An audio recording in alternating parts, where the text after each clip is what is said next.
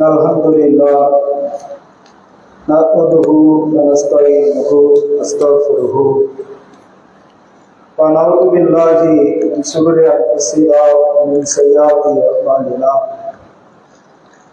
May yahdihillahu fala mudilla lahu wa may yudlil fala hadiya lahu.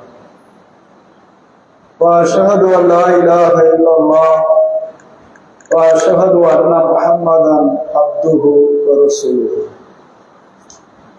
Ya ayyuhan nas ittaqu rabbakum alladhi khalaqakum min nafsin wahidah wa khalaqa minha zawjaha wa batha minhuma rijalan kaseeran wa nisaa wattaqullaha alladhi tasaaluna bihi wal arham innallaha kana alaykum raqiba.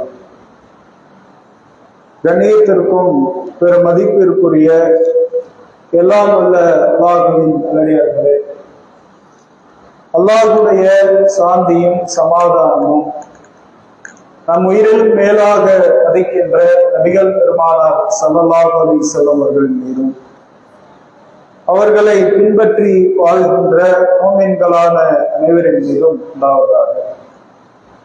அன்பார்ந்த சகோதரர்களே, சகோதரிகளே, இன்றைய ஜும்மாவுடைய நாளில் மனிதனை பண்படுத்தும் மார்க்க உபதேசம் என்ற தலைப்பு தேர்வு செய்யப்பட்டிருக்கின்றது.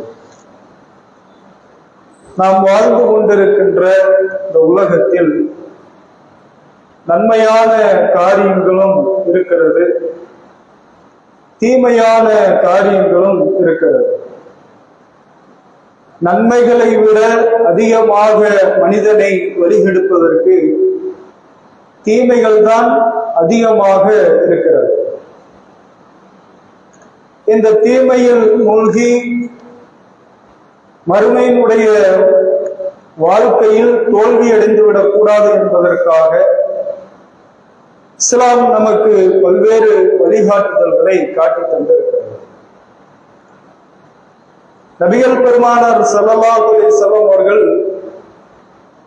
இறை நம்பிக்கையாளர்களை குறித்து அதிகமாக கவலைப்பட்டு இருக்கிறார்கள்.